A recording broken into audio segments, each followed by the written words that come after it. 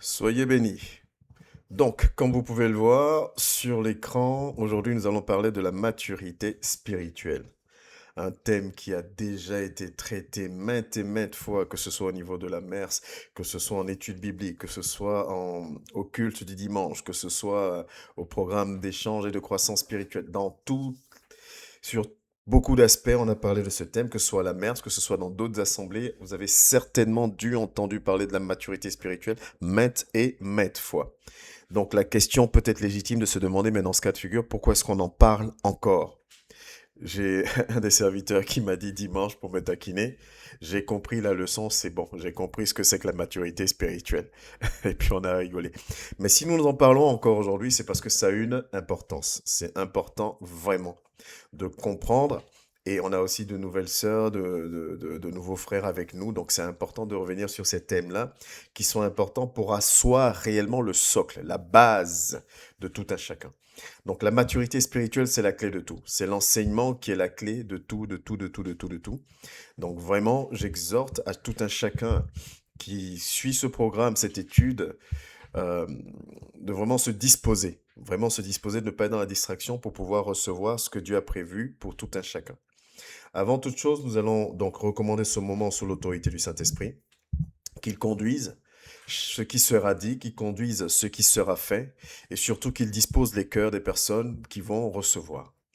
Esprit de Dieu, nous voulons glorifier ton nom, nous voulons te donner la première place. Ce moment est le tien. Merci de conduire chaque parole, chaque attitude, chaque raisonnement selon ta volonté. Que les mots, Seigneur, soient choisis afin d'être compréhensibles par tous et toutes. Et que nos cœurs soient disposés à recevoir de ta part. Qu'aucun de nous, Seigneur, ne soit dans la distraction en se disant, oui, ce thème, je le connais, je l'ai déjà entendu. Mais que nous soyons attentifs parce que si tu nous mets à cœur d'en reparler, c'est parce que, Seigneur Dieu de gloire, nous en avons encore besoin de ce rappel. Je bénis la vie de tout un chacun. Je bénis la vie, Seigneur, de ton assemblée et de toutes les personnes qui nous sont fidèles, Seigneur, sur le compte YouTube. Que ta gloire, Seigneur Dieu de gloire, soit dans nos vies. Là où il y a la maladie, nous la chassons. Là où il y a le découragement, nous le chassons. Là où il y a la lourdeur, nous la chassons. Nous chassons tout ce qui n'est pas de toi, raisonnement, et nous prions, Père, que nous soyons tous disposés à te recevoir, à te servir et à rester, Seigneur, selon ta volonté dans le précieux et puissant nom de Jésus-Christ de Nazareth. Amen, amen, amen. Donc aujourd'hui, nous allons parler de la maturité spirituelle. Comme je disais tantôt, c'est un passage que nous connaissons, un thème, pardon, que nous connaissons, que nous avons certainement déjà entendu parler, dont nous avons déjà entendu parler maintes et maintes fois. N'empêche que c'est très important que nous puissions encore aujourd'hui comprendre ce thème afin de savoir là où Dieu veut nous emmener. Et je le disais en amont que c'est un thème qui est très important. Donc je t'exhorte vraiment à être disposé à le recevoir. Comment va se dérouler notre étude? Comme d'habitude, je vais vous donner un peu le sommaire. Donc nous allons avoir une définition du mot maturité. Nous allons partir sur la définition du mot maturité.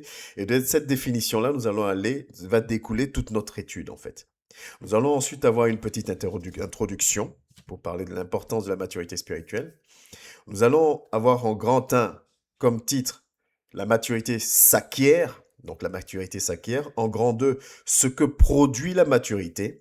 En grand 3, qu'est-ce que la maturité? J'aurais pu faire qu'est-ce que la maturité avant, mais j'ai choisi de le faire dans ce sens-là. Vous allez comprendre pourquoi, j'espère. Qu'est-ce que la maturité? Et nous allons finir par la maturité. Nous allons rajouter le mot spirituel. Donc, définition, introduction, la maturité s'acquiert, ce que produit la maturité, qu'est-ce que la maturité, et ensuite en grand 4, la maturité spirituelle. Le premier passage que nous allons prendre pour parler de maturité, ça va être dans Hébreux chapitre 5, et nous allons lire du verset 11 jusqu'au verset 14. Nous allons nous appuyer sur ce passage-là, ok? Parce que c'est important. Je vais vraiment essayer d'aller étape par étape. Et comme j'aime souvent le conseiller, quand nous sommes en la présence de Dieu, ce ne sont pas nos raisonnements, ce ne sont pas nos connaissances qui font foi, c'est ce que la parole de Dieu nous dit, et c'est celle-là que nous devons examiner conformément aux Écritures même, pour laisser cette parole, au travers, par l'action de son esprit, nous transformer. Donc si nous prenons Hébreux, au chapitre 5, comme je vous disais, à partir du verset 11, nous allons lire jusqu'au verset 14, donc c'est l'apôtre Paul qui parle. Et tout doit être vraiment contextualiser. Vous allez voir pourquoi. Nous avons beaucoup à dire là-dessus. Donc c'est Paul qui parle. Paul dit, nous avons beaucoup à dire là-dessus. Qui est le nous? Et des choses difficiles à expliquer parce que vous êtes devenus lents à comprendre. Mais c'est qui le vous? Qui est le nous et qui est le vous? Vous êtes devenus lents à comprendre. Et est-ce que ce passage-là nous concerne directement aujourd'hui? Il continue. Vous, en effet, le même vous qui était dans le verset 11, en effet, qui depuis longtemps devriez être des maîtres. Dans d'autres versions, c'est écrit des enseignants, donc maîtres dans le sens enseignement, des maîtres. Vous avez encore besoin qu'on vous enseigne les premiers rudiments des oracles de Dieu. Quand on parle de premiers rudiments des oracles de Dieu, autrement dit, on vous enseigne encore la base, le B à bas de la manière de fonctionner de Dieu. Vous en êtes venus à avoir besoin de lait et non d'une nourriture solide. Or, quiconque en est au lait n'a pas l'expérience de la parole de justice, car il est un enfant, n'a pas l'expérience, un mot qui ressort encore, l'expérience, car il est un enfant. Continuons la lecture. Mais la nourriture solide est pour les hommes faits, pour ceux dont le jugement est exercé par l'usage à discerner ce qui est bien et ce qui est mal. Voilà notre passage de base. Nous allons bien sûr y revenir. Mais si je le circonstance, ça veut dire quoi? Paul parle à l'église d'Éphèse, puisque c'est un épître, c'est une lettre qu'il écrit à l'église d'Éphèse. Donc il y a les épîtres pastoraux et les épîtres que nous connaissons. Les épîtres pastoraux, c'est les épîtres qu'il envoie à ses enfants, à Timothée et à Titre. Les autres épîtres, c'est les lettres qu'il envoie à toute l'assemblée. Donc quand il dit nous, il parle de lui, Paul, et de ceux qui sont avec lui. Ensuite, quand il dit vous, il parle de l'église. Donc, de l'église. Et donc, si on parle de l'église, on parle donc de brebis. Et si on parle de brebis, ça veut dire qu'on parle aussi de nous. Donc, Paul rappelle, il dit, nous sommes venus dans un objectif clair. On est venu afin de vous expliquer des choses difficiles.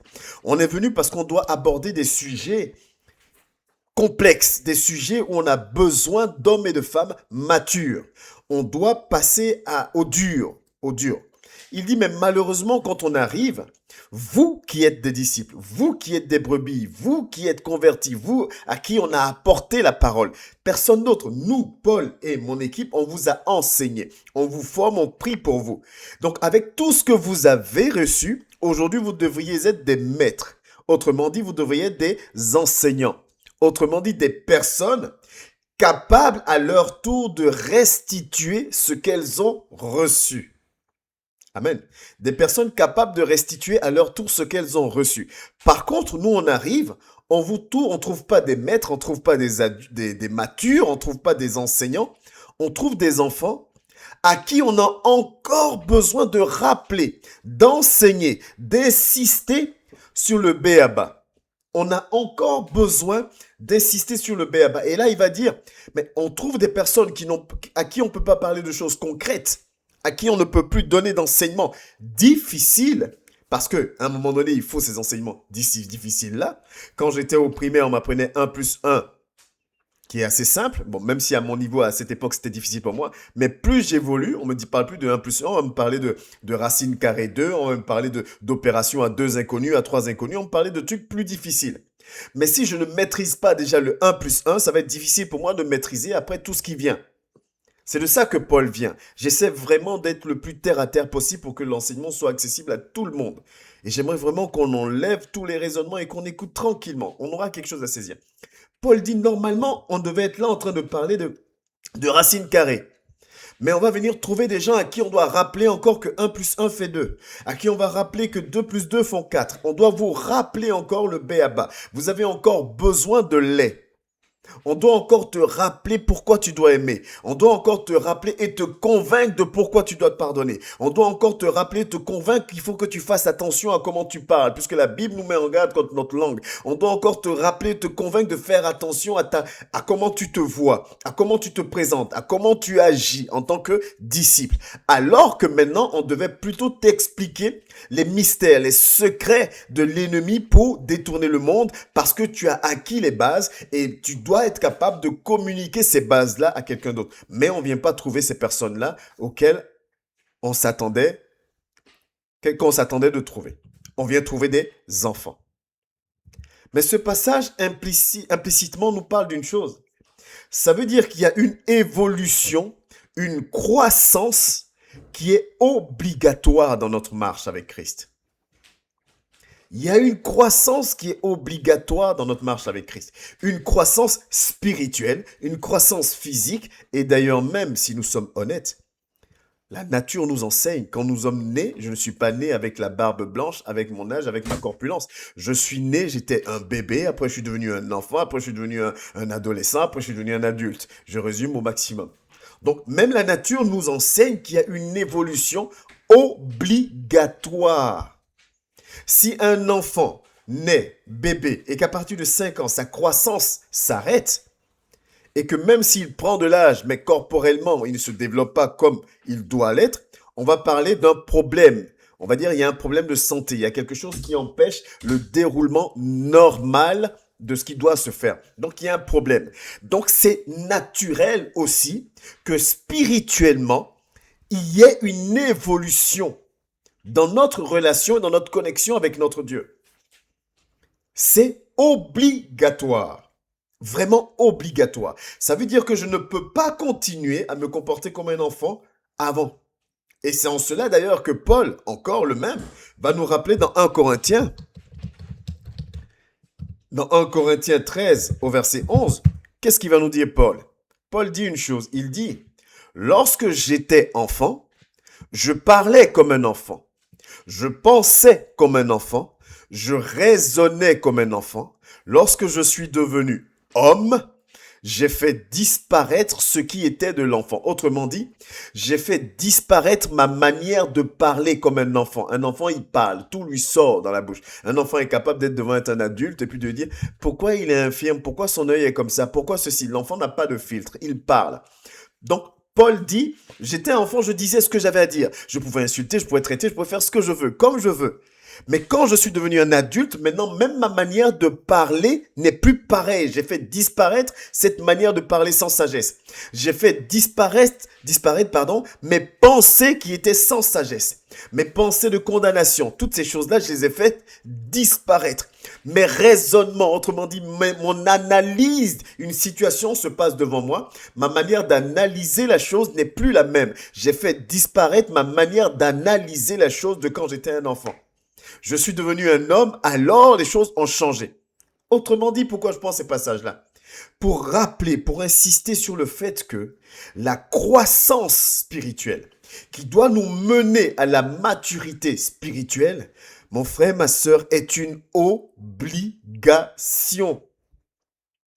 C'est une obligation. Je ne peux pas aujourd'hui continuer à me targuer d'avoir 10 ans, 15 ans, 5 ans, 6 ans, 7 mois d'ancienneté dans la chrétienté, dans la spiritualité et demeurer toujours avec la même manière de parler, la même manière de penser, la même manière de raisonner, la même manière d'agir, la même manière de réagir. Il doit obligatoirement y avoir une croissance, un changement. Parce que c'est là où on va arriver à la définition de la maturité. J'ai pris 4 définitions de la maturité qui vont coller un peu à ce dont nous parlons ce soir. La première définition, on dit la maturité, c'est l'état d'un fruit quand il est mûr. L'état d'un fruit quand il est mûr, ça veut dire quoi? Ça veut dire que ce fruit-là est comestible. Il est arrivé à son plein développement. Ok? À son plein développement, il a alors tous les nutriments nécessaires pour que si quelqu'un mange de ce fruit-là, 1, il y aura un bon goût, 2, il va avoir tous les apports caloriques, tous les apports en vitamines qu'il lui faut pour se développer. C'est de là qu'on va parler d'un fruit qui est arrivé à maturité. Il est mûr, il a tous les éléments en lui. Il est passé par, il a tenu dans les vents et marées, il a tenu contre les attaques des insectes, de quoi que ce soit, mais il a réussi à arriver à maturité. Donc il est prêt, il est formé, il est prêt à être consommé. Et là, il va pouvoir libérer tous les apports nutritifs dont la personne a besoin. Donc ça, déjà, c'est la maturité. La deuxième définition, c'est la période de la vie caractérisée par le plein développement physique, intellectuel et affectif. Une période de la vie caractérisée par le plein développement. Quand on parle de développement, on parle de croissance. OK? Quelque chose qui se développe, c'est quelque chose qui grandit, qui croît, qui prend de l'envergure, qui se fortifie, qui se construit. Donc, une période à laquelle, période de la vie caractérisée. Cette période-là est caractérisée par quoi? Par le plein développement physique. Physiquement, on est costaud, on atteint notre force, on va dire maximale, si vous voulez. Intellectuel, donc comme Paul, hein, la manière de raisonner, d'analyser, de penser. On est arrivé au niveau par rapport à tout notre développement, à une capacité de réflexion qui est, qui est normale, qui est saine, qui est celle qu'il faut. Et même affective par rapport à nos sentiments. On arrive à faire les bons choix. On arrive à savoir qu'il faut marcher comme ci et non pas comme ça. La troisième définition, et toutes les définitions que je vous donne des définitions du Laos, hein, mais vous voyez que ça colle totalement avec le spirituel. La troisième définition, c'est quoi? État de l'esprit qui est parvenu à la plénitude de son développement. État de l'esprit qui est parvenu. Quand on parle de parvenir, ça veut dire qu'il y a un parcours. État de l'esprit qui est parvenu, pardon, à la plénitude de son développement. Donc, pardon, il y a un parcours qui nous fait arriver à la plénitude de notre développement. La quatrième définition, c'est celle-là. Sûreté dans le domaine du jugement et de la réflexion. J'aime bien cette définition parce qu'on parle de sûreté. Ça veut dire que notre jugement et notre réflexion sont nourris, sont sûrs, sont basés sur des expériences, sont basés sur des choses concrètes. La sûreté de notre analyse, de notre réflexion, basée sur des choses concrètes.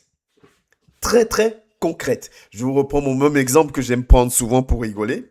Quand je suis petit, si le bonbon que j'aime le plus, avec le parfum que j'aime le plus, ma glace que j'aime le plus, tombe avant que j'ai fini de manger ma glace, ça me met dans tous les états parce que émotionnellement ou affectivement ou intellectuellement, je suis pas à même de mettre le curseur là où il faut. Moi, ce que je vois, c'est qu'aujourd'hui, quelque chose que j'apprécie énormément, je l'avais et je l'ai plus. Donc l'enfant va pleurer, se rouler à terre, faire un caprice ou ce que tu veux, parce que c'est très grave pour lui.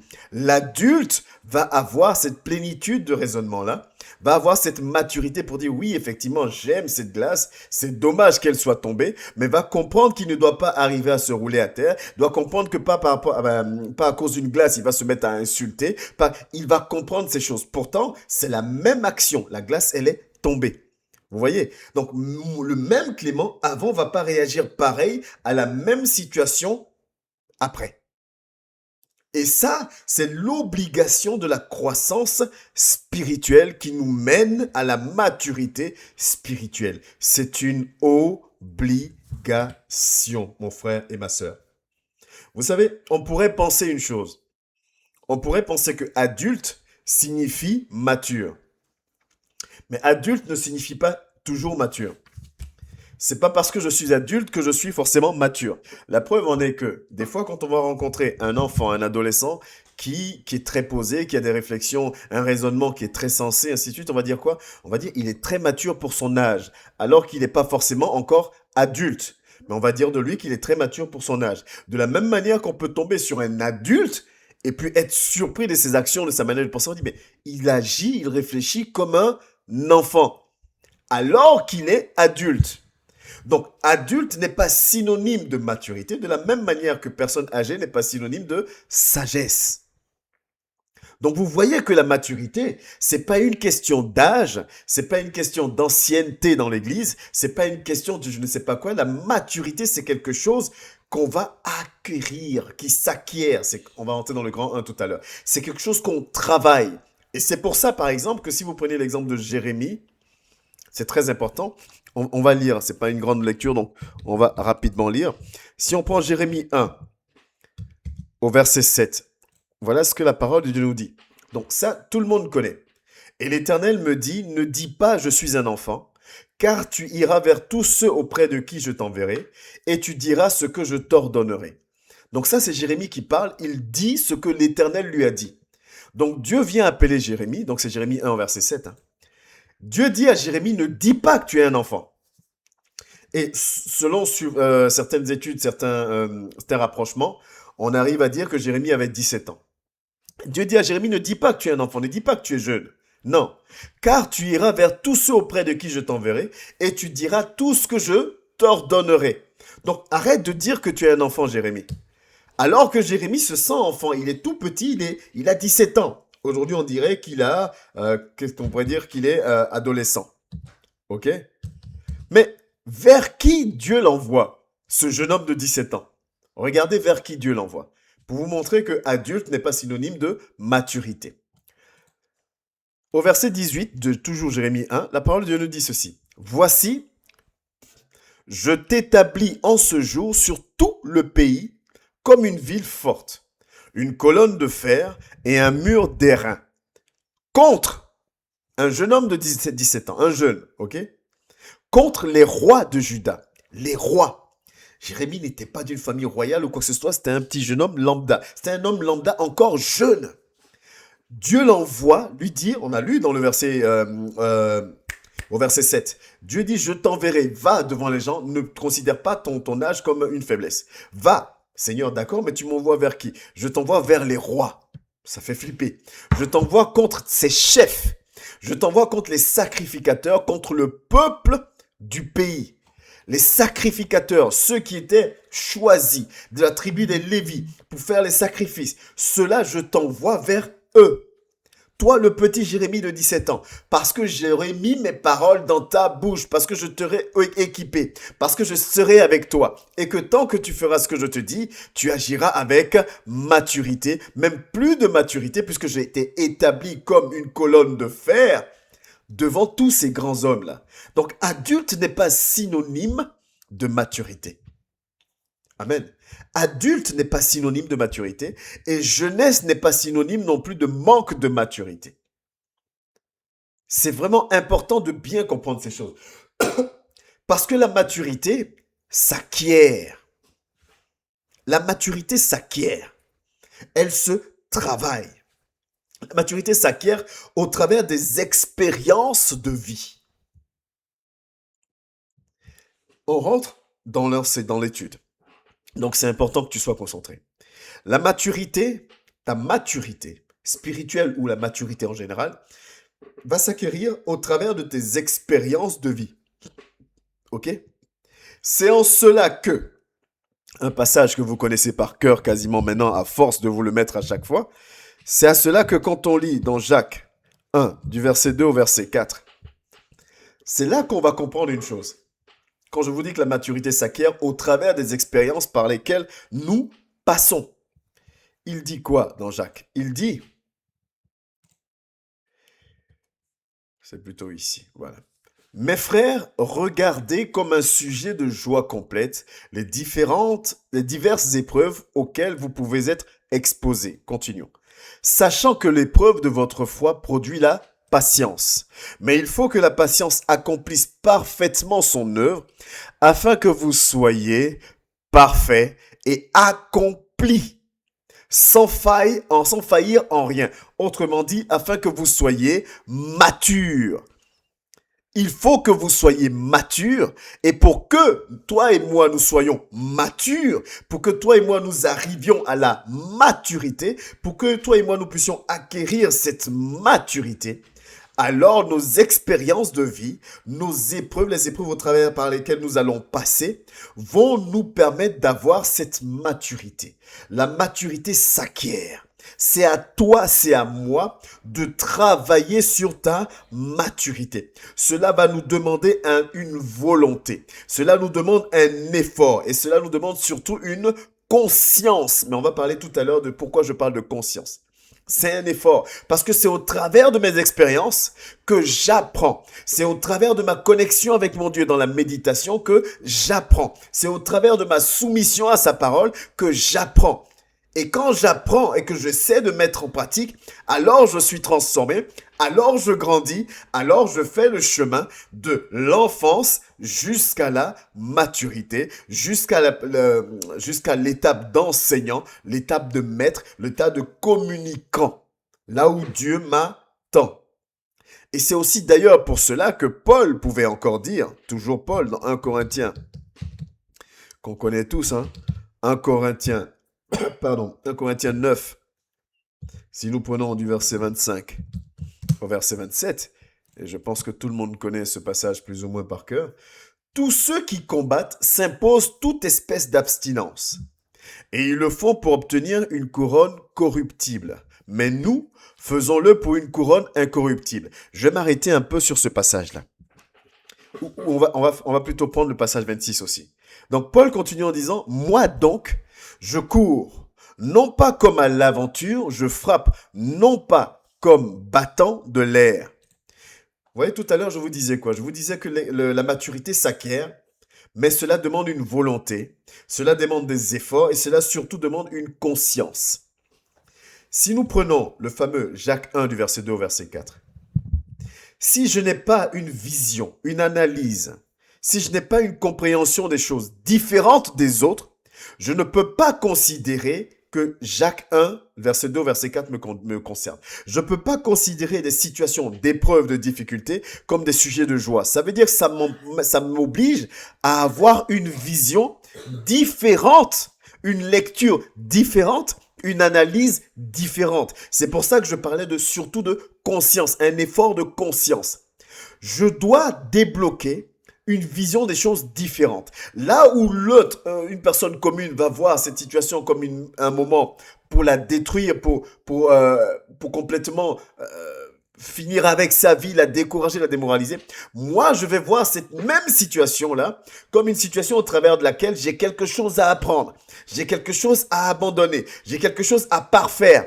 La même situation ne va pas avoir la même observation, on ne va pas avoir la même analyse du fait que un a compris que la maturité s'acquiert et que tout ce qu'il vit est fait pour l'emmener à l'étape de maturité, donc à l'étape de la personne sans faille, et l'autre n'aura pas vu, qui n'aura pas cette vision des choses-là, ne pourra pas arriver à ce niveau-là.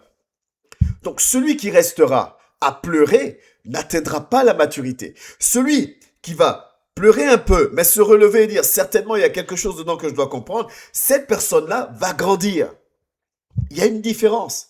Et une fois de plus, tout est lié. Parce que, je reviens à ce qu'on a lu, ma manière de parler, ma manière de penser, ma manière de raisonner doit être différente. Si aujourd'hui, après tant d'expérience avec mon Dieu, ou après mon ministère, ma consécration, ma famille ne voit pas en moi un changement, si mes proches ne voient pas en moi des changements au niveau de ma parole, ma manière de parler, ma manière de penser, de ma manière de raisonner, il y a un souci. J'aurais beau proclamer que je suis le plus grand docteur enseignant de la parole, c'est rien, c'est zéro. Je serai juste comme ce fameux adulte, cette personne qui a le corps d'un adulte, mais qui agit comme un enfant. Je ne sais pas si vous avez déjà entendu les discussions des enfants. Ah, mais qui est plus fort entre Superman et Spider-Man? Ah, lui, il va battre l'autre. Ah, mais qui est plus fort? Ah, c'est des discussions qui sont fondées sur aucune logique. C'est du ressenti. C'est comme ça, en fait. C'est-à-dire que je vais être un chrétien qui dit, je suis spirituel parce que je prie, parce que je jeûne, je suis spirituel. Mais ce n'est fondé sur rien.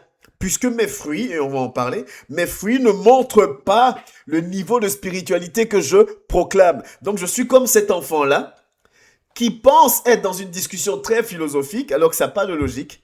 C'est parce que c'est totalement fictif, c'est des personnages. Je suis comme celui-là, mais je suis persuadé parce que quand je me regarde dans le miroir, j'ai la carrure d'un homme de la quarantaine passée. Et je dis, mais je suis adulte, donc je suis mature. Non.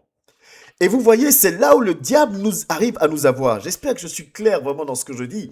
Parce que tant que je pense, et c'est pour ça que la parole de Dieu dit, celui qui se juge, qui se voit lui-même comme étant spirituel, se trompe. Sans pour autant pouvoir tenir sa langue en bride, se trompe. Je suis là à proclamer que je. Quand je me regarde, je vois ma carrure, je vois la prière, je vois la méditation. Mais quand on demande à mon époux, quand on demande à mon épouse, quand on demande à mes enfants, quand on demande à mes proches, je parle toujours avec colère. Je suis toujours dans les jugements. Je rejette toujours autant. Il n'y a pas de différence dans les faits avec quelqu'un d'autre. Alors qu'une personne adulte n'a même pas besoin de te dire qu'elle est mature, plutôt n'a même pas besoin de te dire qu'elle est mature. Dans sa manière de fonctionner, cela transpire la maturité. Même si une personne vient devant toi en te disant, moi j'ai 40 ans, et que tu vois la personne se rouler à terre quand elle perd une sucette, même si sa carte d'identité te marque bien 40 ans, tu vas dire, tu as beau avoir 40 ans, tu as beau avoir l'ossature, la corpulence de une personne de 40 ans, mais tu es un gamin, tu es une gamine dans la réalité. Et voilà comment l'ennemi nous ment et nous blague et nous trompe. Il nous fait croire que l'adulte correspond à la maturité. Il te fait croire que tes heures de prière montrent que tu es mature. Il te fait croire que tes heures de méditation prouvent que tu es mature. Oh que non! Les heures de méditation, les heures de prière vont aider à être mature à condition que tes fruits le produisent. Rappelez-vous de la première définition. La maturité, un fruit qui est mûr, qui est arrivé à l'étape d'être mûr.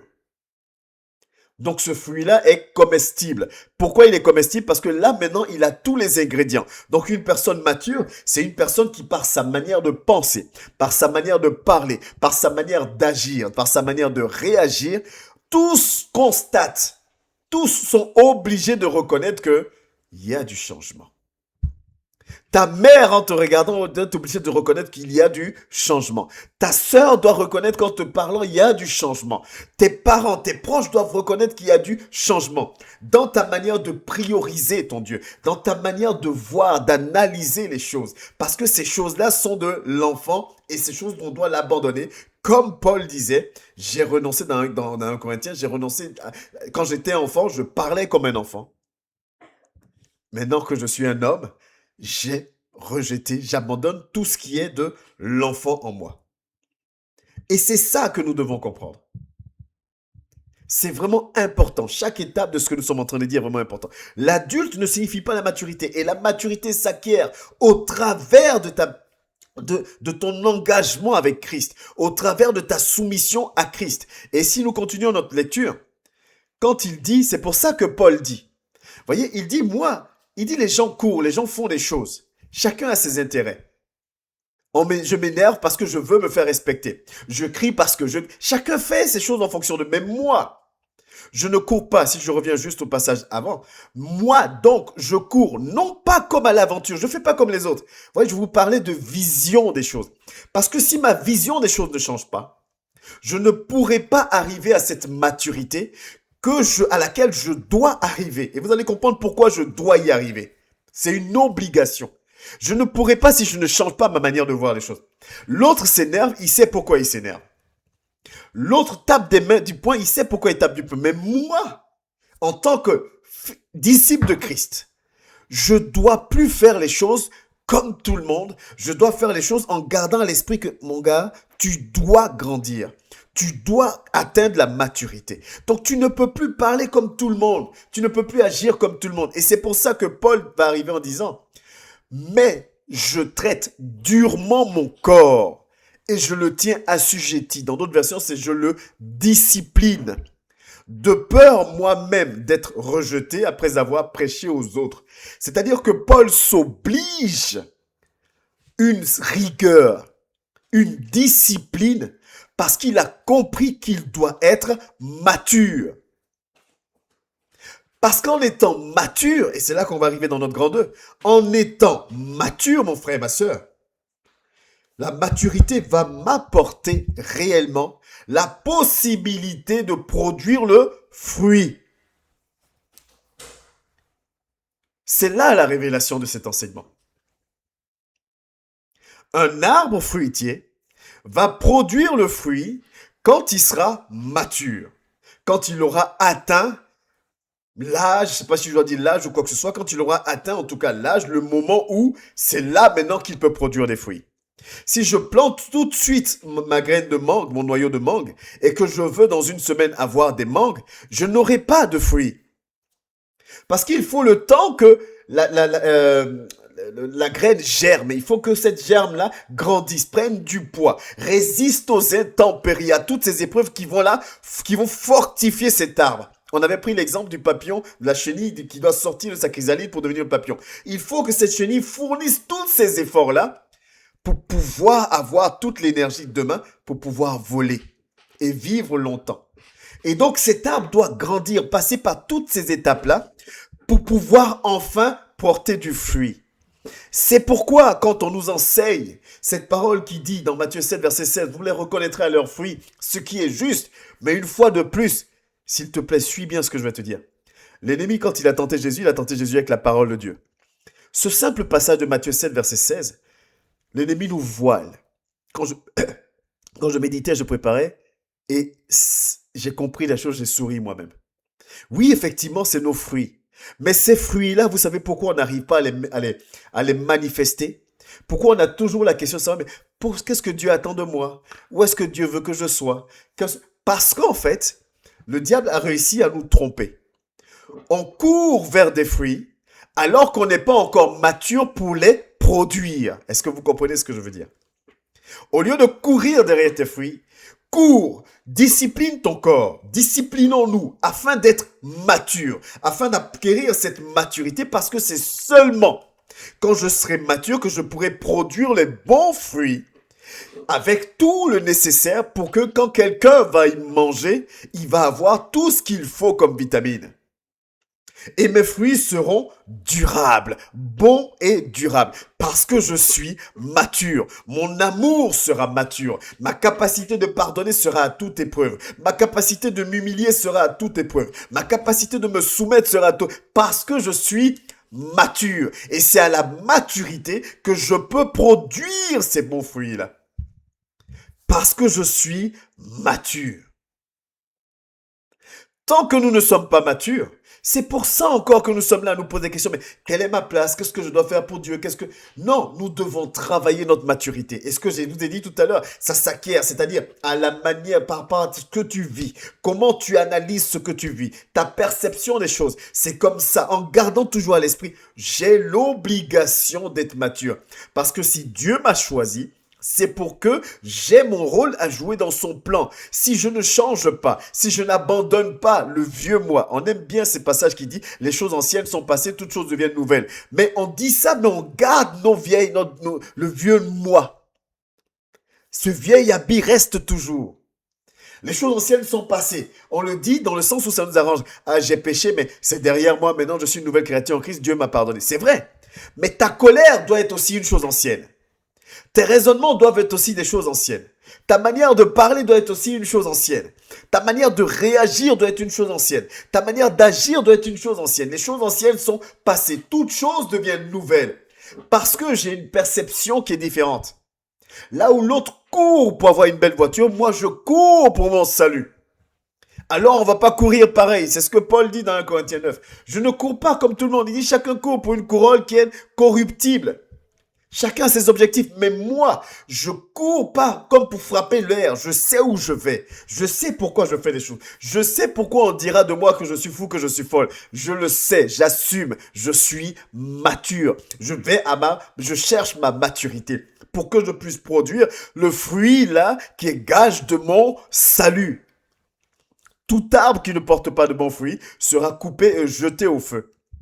Et tant que ma parole, ma manière de parler, ma manière d'agir ne sont pas dignes d'une personne mature, il y a un problème. Si on doit encore me rappeler que je dois faire attention à ma manière de parler parce que je peux blesser quelqu'un. Si on doit encore me rappeler que je dois faire attention à ma manière de me comporter. Si on doit me rappeler que je dois faire attention à ma manière d'approcher tel. Si on doit me rappeler ces choses, c'est là où Paul dans Hébreux 5 nous dit, mais je m'attendais à trouver des hommes matures, des gens qui doivent dire aux autres, fais attention. Mais je trouve encore des gens à qui on doit dire, fais attention. Alors, vous n'êtes pas mature. Vous avez des années d'ancienneté. Une fois de plus, l'épître des Hébreux, c'est Paul qui écrit à l'Assemblée. Vous avez été enseigné. On reçoit les enseignements, on médite, on prie, on jeûne. Mais on n'a pas cette maturité. On est adulte sans être mature. Il faut que nous nous réveillions. On ne peut pas accepter, on ne peut plus accepter d'être adulte et ne pas être mature. Parce que l'ennemi nous trompe. Parce que nous sommes là dans nos raisonnements. J'aime souvent dire une chose. Pierre qui était colérique, Pierre qui était tout ce qu'on dit. Les mêmes épreuves qui faisaient que Pierre s'énervait. Les mêmes situations qui faisaient que Pierre régnait Jésus. Ces mêmes choses ont persisté après qu'il ait reçu l'Esprit de Dieu, mais la réaction de Pierre était différente. Pierre était devenu quelqu'un qui rendait toute la gloire à Dieu. Pierre était devenu quelqu'un qui ne regardait pas lui-même. Le même Pierre qui voulait forcément savoir quelle était sa position. Mais lui, c'est qui? Le même Pierre, là, aujourd'hui, c'était glorifier Dieu, glorifier Dieu, glorifier Dieu. Parce que Pierre n'était plus le même. Il faut qu'il y ait un avant et un après. C'est ce que Paul dit. J'ai abandonné tout ce qui est de l'enfant. On dit que je suis serviteur de Dieu. Amen, c'est bien. Mais alors, j'ai l'obligation d'avoir la maturité d'un serviteur de Dieu. Dans ma manière de parler, dans ma manière de penser, dans ma manière de réagir, dans ma manière d'agir, je dois agir avec la maturité d'un serviteur ou d'une servante de Dieu. Mais c'est moi qui dois acquérir cette maturité-là. Parce que quand je suis mature, alors je produis le bon fruit. Parce que je suis mature, je sais comment aimer telle personne. Je sais comment, comment on appelle ça, soutenir telle personne. Que les plus faibles, forts soutiennent les faiblesses de celles qui ne le sont pas. On ne le fait pas aujourd'hui. Vous voyez, c'est des enseignements simples, des rappels simples. Mais quand on prend conscience de ça, on se rend compte de pourquoi on vit des choses compliquées dans nos vies nous-mêmes et des choses compliquées au sein des assemblées. Nous ne sommes pas là en train de construire une église, nous sommes en train de construire une assemblée. Une famille. Assemblée, ça veut dire ensemble. Et nous devons être matures. Et cette maturité-là, être adulte ne veut pas dire être mature. Être docteur ne veut pas dire que je suis mature spirituellement. Prier pendant des heures ne veut pas dire que je suis mature spirituellement. Au contraire, ce sont mes fruits. Parce que je suis mature, mes fruits. Pierre, qui pouvait dire après que Pierre n'était pas spirituel?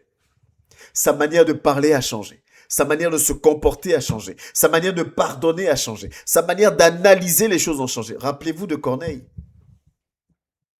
Pierre lui-même dit, mais attends, qui suis-je moi pour refuser le baptême d'eau à des personnes qui ont reçu le baptême d'esprit? Sa manière de réfléchir a changé. Pierre réfléchit comme une personne, un homme mature. Il voit une situation, il l'analyse au travers de la parole de Dieu, il analyse au travers de ce qu'il a vécu avec son Dieu, il analyse et il tire la bonne décision parce qu'il est mature.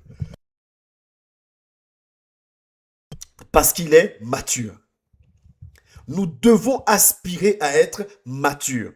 Tant que je ne suis pas mature, je ne pourrai pas avoir les fruits que Dieu attend de moi. Amen. Ce que la maturité produit, ce sont les fruits. Ce que la maturité me permet de produire, ce sont les fruits. Quand Dieu dit aime ton prochain comme toi-même, si tu n'es pas mature, tu ne peux pas aimer ton prochain comme toi-même. Et la maturité, on a vu ce que ça implique. Quand la parole de Dieu dit pardonne à l'autre, si tu n'es pas mature, tu ne pourras pas lui pardonner parce qu'il y a plein de choses qui vont te passer à l'esprit. Oui, mais non, oui, mais oui. Non, le mature sait pourquoi il fait les choses. Le mature sait pourquoi il a la sagesse. Parce qu'il agit conformément à la vision du maître. Il doit être celui maintenant qui va enseigner et non plus celui qui est toujours en train d'être enseigné de la base. Il va être encore enseigné, mais des choses nouvelles. Comme Paul disait, des choses plus dures. Ça, c'est le mature. Je ne peux pas être en terminale et puis le prof de maths va rentrer en disant « Bon, aujourd'hui, on va voir combien font 1 plus 1. » Je dois me sentir insulté. Amen. Je dois me sentir insulté. Comme je ne peux pas être au CEP, et puis on va venir me dire aujourd'hui on va parler des logarithmes. Non, je ne suis pas encore à ce niveau-là. Mais quand je suis à ce niveau-là, on doit me parler de ces choses-là. Aujourd'hui, toi et moi, nous devons nous révolter, qu'on doive encore nous rappeler qu'il faut faire attention à notre langue, qu'on doive encore nous rappeler qu'il faut faire attention à notre manière de nous comporter. Pourquoi? Parce que il y a encore de l'enfant en nous. Et tant qu'il y a de l'enfant encore en moi, que j'ai besoin de lait, mais je ne peux pas apporter à la hauteur par rapport au choix qui m'a été fait. J'ai pas été choisi pour rien quand même à la base. Mais tant que je ne grandis pas assez, je ne peux pas être à la hauteur de ça. Alors que je dois l'être. Mais c'est quoi cette maturité en question? La maturité, c'est la capacité acquise. Je dis bien acquise.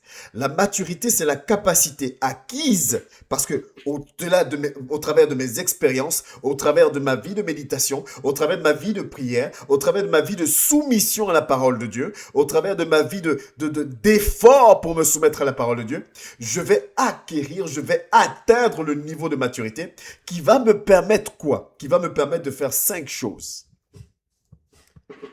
Ça va me permettre de faire 5 choses. Et ces 5 choses-là, vous allez voir comment c'est tout est interconnecté. La maturité va me permettre de faire les bons choix, puisque j'aurai le discernement que nous demandons tant. La maturité va me permettre de faire les bons choix. La maturité va me permettre de prendre les bonnes décisions. Est-ce que je dois pardonner? Est-ce que je dois m'énerver? Est-ce que je dois taper? Est-ce que je dois critiquer? Est-ce que je dois insulter? Comme je suis mature et que j'ai acquis ma maturité au travers de mes expériences, au travers de mes méditations, au travers de mes prières, au travers de ma soumission à la volonté de Dieu, alors je pourrai faire les bons choix, prendre les bonnes décisions, avoir les bonnes analyses. Avoir la bonne analyse. La maturité me permet d'avoir la bonne analyse. Il se passe une situation. Je me rappelle que l'Éternel me dit que je n'ai pas à lutter contre la chair et le sang. Ok, mes expériences me montrent que moi-même aussi j'ai eu à faire des choses que je ne voulais pas forcément faire. Il y a des choses dont je voulais me défaire mais que j'arrivais pas à me défaire. Donc peut-être que l'autre aussi est dans cette situation-là. Donc au lieu de juger l'autre, de le rejeter ou de machin, de le condamner, d'accord, je me pose, j'analyse différemment. Attends, mes expériences me montrent ceci. La parole de Dieu me montre ceci. Donc, je vais peut-être pas tout de suite insulter la personne. Je vais commencer plutôt à analyser la situation différemment. Seigneur, donne-moi la sagesse, donne-moi la capacité donne-moi l'amour, donne-moi la capacité de me comporter comme ça. Voilà l'attitude d'une personne mature spirituellement. L'Esprit de Dieu me révèle que cette personne-là vient vers moi avec de mauvaises intentions. D'accord, ok. En temps normal, je coupe tous les contacts, retourne chez toi. Mais Dieu me dit une chose, que toute situation qu'il permet, il me prépare en amont, il ne permet qu'aucune situation ne m'arrive sans que je ne sois plus fort que cette situation et sans en avoir prévu la manière d'en sortir. Ok. Donc, si tu fais venir à moi cette personne et que tu me révèles que cette personne vient avec ces intentions-là, c'est qu'il y a quelque chose à comprendre, c'est qu'il y a une position à voir, c'est qu'il y a une manière de faire. D'accord, Seigneur. Je vais prier pour cette personne de cette manière-là. Je vais me comporter avec cette personne de cette manière-là. Dans l'objectif, comme pouvait dire Paul, de gagner le plus grand nombre. Voilà l'attitude d'une personne mature qui n'est plus un enfant. Parce que cette personne sait faire les bons choix. Cette personne fait prendre les bonnes décisions maintenant. Cette personne a des bonnes analyses. Parce qu'elle est mature. Cette personne va avoir les bonnes réactions. Forcément, si je peux faire les bons choix, si je prends les bonnes décisions, si j'ai les bonnes analyses, alors je vais avoir les bonnes actions et les bonnes réactions. Et tous ces 5 points que je te dis là, ça veut dire quoi? Ça veut dire que ma maturité va me pousser à agir avec sagesse. Vous voyez comment tout est lié? Ma maturité va m'emmener à agir avec sagesse. Parce que ma maturité va me permettre de faire une fois de plus, on est en étude biblique donc il faut se répéter, de faire les bons choix, de prendre les bonnes décisions, d'avoir les bonnes analyses, d'avoir les bonnes réactions, de poser les bonnes actions. Ma maturité va me permettre d'agir avec sagesse, donc de marcher dans le discernement et donc de produire le fruit dont me parle la parole de Dieu dans Matthieu 7, verset 16, ce fameux fruit très important, mais qui doit être complètement rempli du Saint-Esprit. Le fruit que je produis doit avoir les 9 vitamines du Saint-Esprit que nous connaissons dans Galates 5, 22, l'amour, la paix, tout cela doit être dedans. Mais je ne peux pas produire de pareils fruits si je ne suis pas mature. L'importance de se battre pour atteindre la maturité spirituelle. Nous devons avoir cette maturité spirituelle. Sinon, je ne pourrais pas produire les fruits. Je ne pourrais pas. J'aurais la volonté de produire le fruit, mais je ne pourrais pas parce que je n'ai pas cette maturité. Le manguier, il doit produire des mangues, mais il est obligé d'attendre de remplir toutes les conditions pour produire les mangues. Pourtant, il est là pour. Mais tant qu'il n'atteint pas ce niveau-là, s'il est déraciné au premier coup de vent, il ne produira jamais de mangue. S'il n'apprend pas à faire en sorte que ses racines soient ancrées dans le sol profondément, il ne pourra pas avoir tous les nutriments nécessaires pour être costaud, pour pouvoir produire les mangues. Pourtant, à la base, il est là pour produire des mangues. Tu as été choisi pour œuvrer pour Dieu. Mais comme tu n'atteins pas cette maturité, tu n'y arrives pas. Et tu ressens en toi qu'il y a quelque chose de grand, que tu as appelé pour quelque chose de grand. Tu ressens en toi que Dieu attend des choses de toi. On a même confirmé que tu as un appel sur ta vie. Ou on a même confirmé que Dieu t'a choisi pour on te l'a confirmé. Mais tu n'y arrives pas. Pourquoi? Parce que tu cours pas la bonne course. Cours pour être mature. Et quand tu seras mature, alors tu pourras produire les fruits que Dieu attend de toi. Tu sauras alors comment réagir quand on t'insulte. Tu sauras alors comment te comporter quand on te rejette. Tu sauras alors comment agir face à telle ou telle situation. Tu le sauras. Tu le sauras parce que tu es mature spirituellement. Et c'est pour ça que Paul dit, mais je m'attendais à trouver des maîtres, des enseignants. Je trouve encore des enfants. Mais qui va aller en guerre? On vous a enseigné, on nous enseigne, on médite. Mais qu'est-ce qui change? Je ne peux pas avoir aujourd'hui l'âge que j'ai, la corpulence de l'adulte, et me rouler à terre pour une sucette qui est tombée. Je ne peux pas aujourd'hui prétendre être disciple et continuer à avoir un langage grossier. Je ne peux pas me prétendre disciple de Christ et continuer à rejeter tout le monde. Je ne peux pas être disciple de Christ et continuer à soupçonner le mal en tout le monde alors que je connais Corinthiens 13, verset 4 au verset 7, qui est la définition de l'amour. Ne soupçonne point le mal. Je ne peux pas. Mais ces choses-là, je ne peux pas non plus les appliquer tant que je ne suis pas mature. Amen. Tant que je ne suis pas mature. Tu prends un enfant du CM2 et tu lui dis, bientôt tu vois les racines carrées de temps, tu vas comprendre, il va te dire, ça, je ne pourrais pas comprendre, parce que c'est trop gros pour lui, trop grand pour lui. Mais quand il sera au bon niveau, alors il va dire, ah mais c'est vrai qu'avant je voyais ça comme étant impossible, mais finalement j'arrive à le faire. C'est vrai qu'avant, je pensais que jamais j'allais être capable de prier pour quelqu'un, mais aujourd'hui, j'arrive à le faire. C'est vrai qu'avant, je ne pensais pas que j'allais pouvoir, moi, prendre la parole, la méditer et la comprendre, mais aujourd'hui, j'arrive à le faire. Tant que je vais rester là à penser que c'est inaccessible, je ne serai jamais mature. Mais je dois me battre. C'est pour ça le grand 1, c'est la maturité s'acquiert. Tu dois te battre pour être mature. Je dois me battre pour être mature afin d'avoir les bons choix, afin de faire les bons choix, de prendre les bonnes décisions, d'avoir les bonnes analyses, d'avoir les bonnes réactions, d'avoir les bonnes actions, autrement dit d'agir avec sagesse. Et vous vous rappelez de l'étude qu'on a faite qui dit quoi? La crainte de l'éternel, la sagesse commence par la crainte de l'éternel. Autrement dit, je crains mon Dieu. Je ne veux pas que mon Dieu me coupe et me jette au feu. Je ne veux pas qu'il me tourne le dos. Alors je suis obligé de grandir spirituellement et d'être mature pour pouvoir produire le fruit que Christ attend de moi. Et donc, je dois faire face à mes combats. Je dois faire face aux épreuves. Je dois faire face à tout ce que je traverse, comme Jacques le dit. Parce que ma vision, mon analyse des choses est complètement différente aujourd'hui. Et c'est ça que je veux que nous puissions comprendre. C'est ça que l'Esprit de Dieu veut nous rappeler. Ne soyons pas des bibliothèques de connaissances, soyons des personnes qui ne laissons rien tomber, c'est-à-dire que qui nous mettons continuellement, remettons continuellement en question. Seigneur, je suis conforme à ta parole. Seigneur, est-ce que, qui sommes toujours là à interroger notre Dieu, à savoir si nous sommes conformes à lui. Avant même de parler de maturité spirituelle, je vais te mettre ça.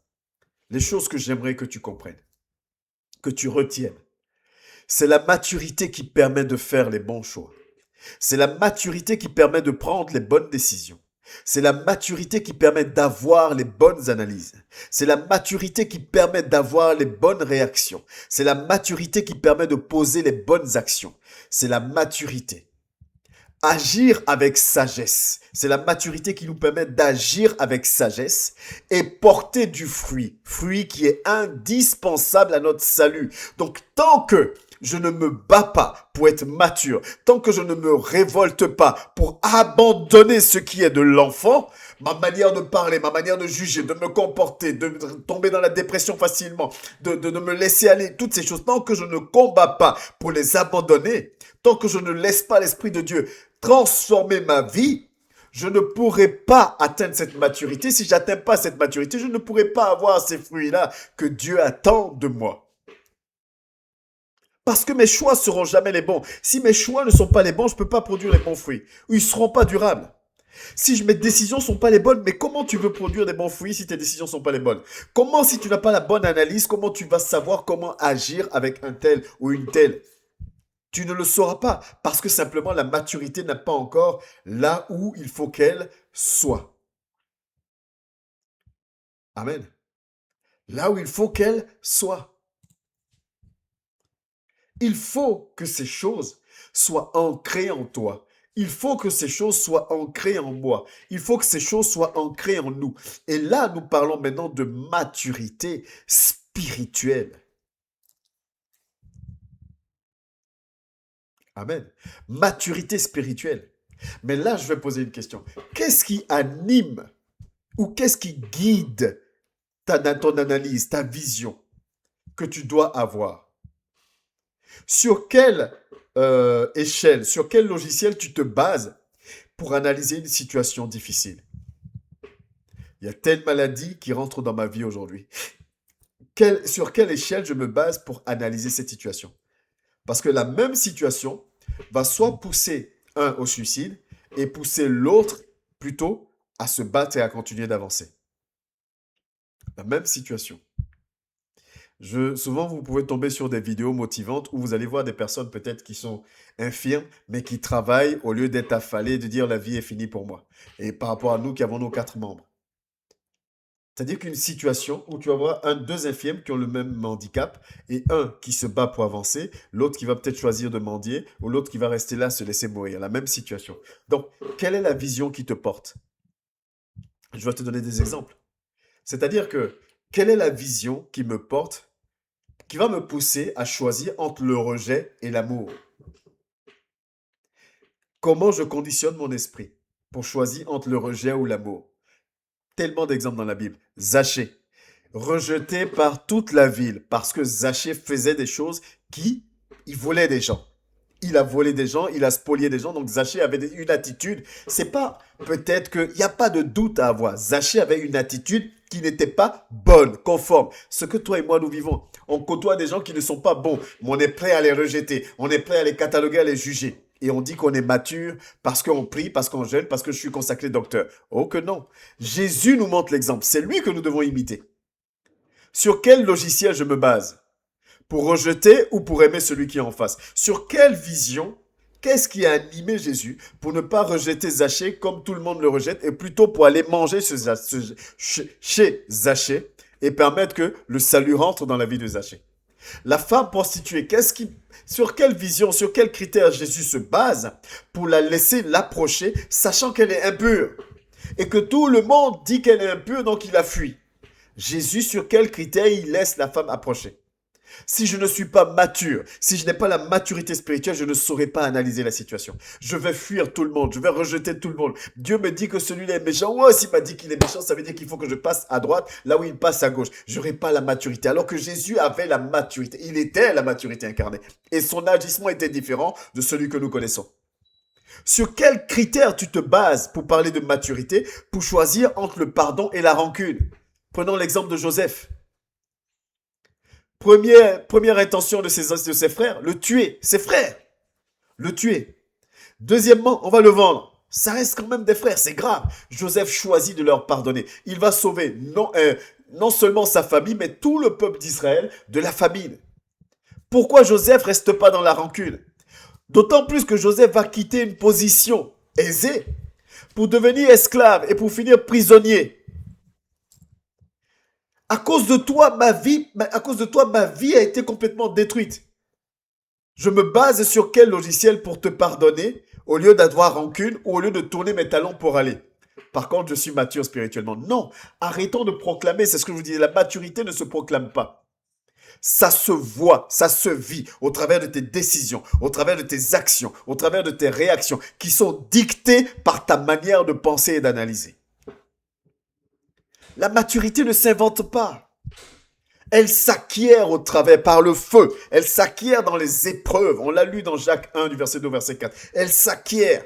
Mais ça dépend de toi et de moi. Est-ce que je décide de me faire violence pour acquérir cette maturité-là, pour savoir comment discerner, comment marcher, comment agir? Est-ce que je dois détester? Est-ce que je dois aimer? Est-ce que je dois rejeter? Est-ce que je dois plutôt prendre vers moi? Est-ce que la maturité, c'est pour ça que je vous ai mis, la maturité me permet d'agir avec sagesse et porter du fruit indispensable à notre salut.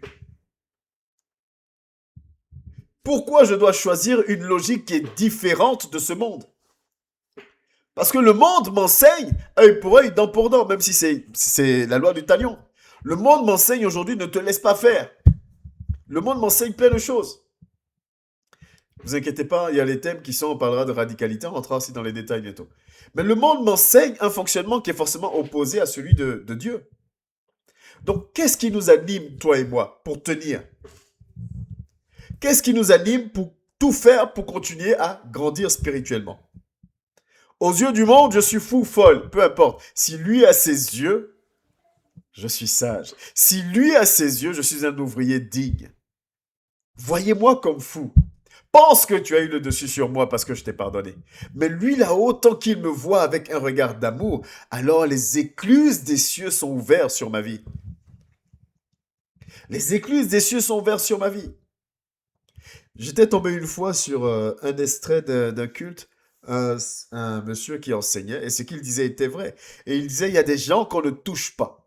Si on essaie de les toucher, c'est Dieu lui-même qui se lève. C'est très vrai. Mais il y a un prix à payer. Parce que quand on entend ça, on dit Amen, Amen, Seigneur, moi aussi. Mais tu as ta part à jouer. Tu as ta part à jouer.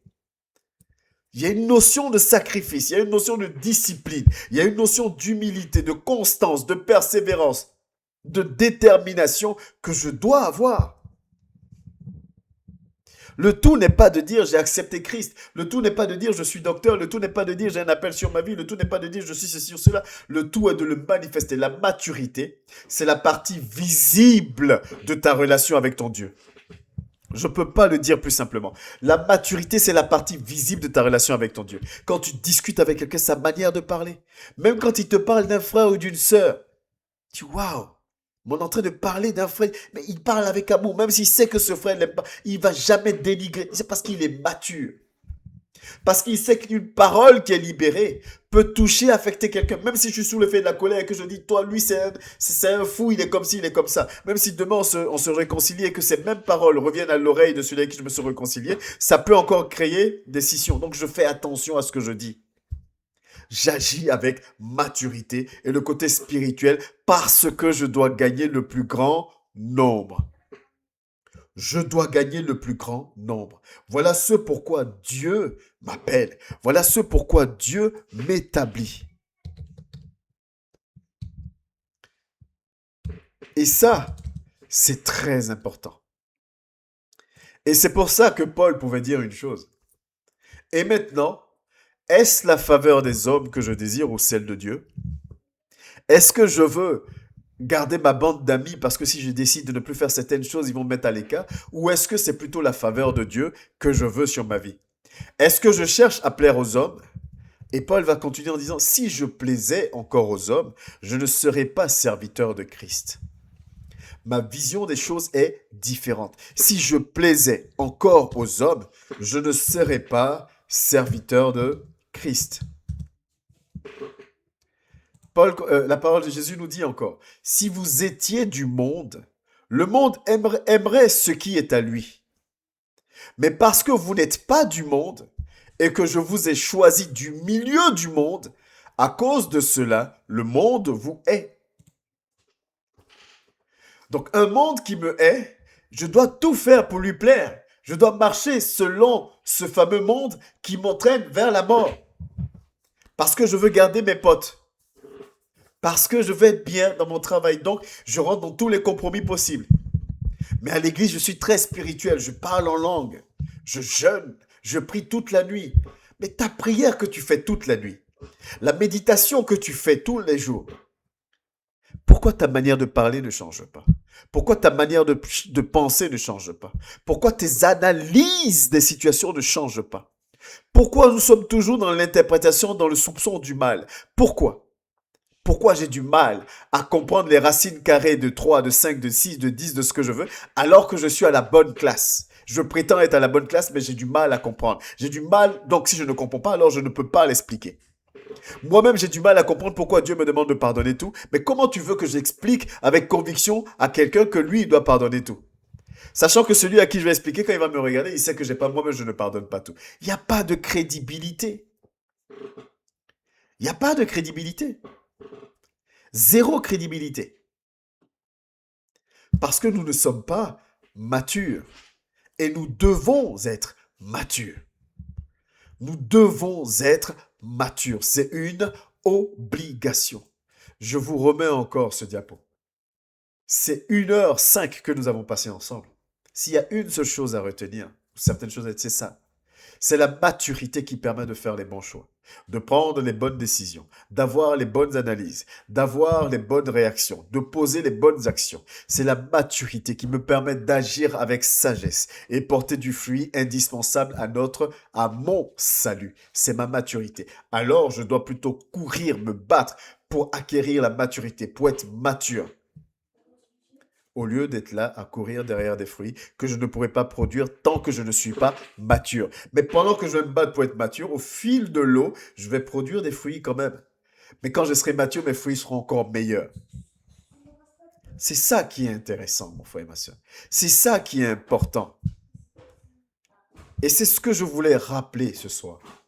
C'est cet élément-là que je voulais rappeler à la compréhension, à la réflexion de mon frère, de ma sœur, de toutes les personnes qui verront cette vidéo en ligne par la grâce de Dieu. Nous devons être matures spirituellement. J'espère sincèrement avoir trouvé les bons mots simples pour pouvoir expliquer cela.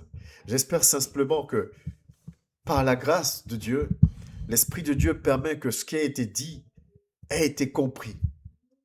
Pour le frère et la sœur qui aura l'occasion de voir la vidéo en ligne, si tu as des questions, n'hésite pas, comme je le dis souvent, à les mettre en commentaire, on y répondra par la grâce de Dieu. Et pour le frère et la sœur qui est connecté, nous allons passer à l'étape des questions aussi tout à l'heure. Merci Éternel pour ce moment que tu nous as accordé, pour tes grâces dans nos vies. Merci de nous rappeler ces choses importantes. S'il te plaît, Esprit de Dieu, que cela ne soit pas juste un enseignement de plus, mais que ce soit une occasion pour nous encore de nous connecter à toi, afin de te rendre toute la gloire. Seigneur, donne-nous d'acquérir cette maturité, de discipliner nos corps, de nous discipliner, de nous traiter durement, afin d'atteindre cette maturité, afin de produire ces fruits, Père, pour que nous soyons, Seigneur, reconnus comme t'appartenant. Je veux bénir ton nom, bénir, Seigneur, ton amour, ta fidélité, ta présence et ta grâce dans nos vies. Que la gloire et l'honneur te reviennent, que la première place soit tienne dans nos vies. Merci infiniment pour tous tes bienfaits, Père. Au nom précieux et puissant de Jésus-Christ de Nazareth. Amen. Soyez bénis dans le nom de Jésus. Amen.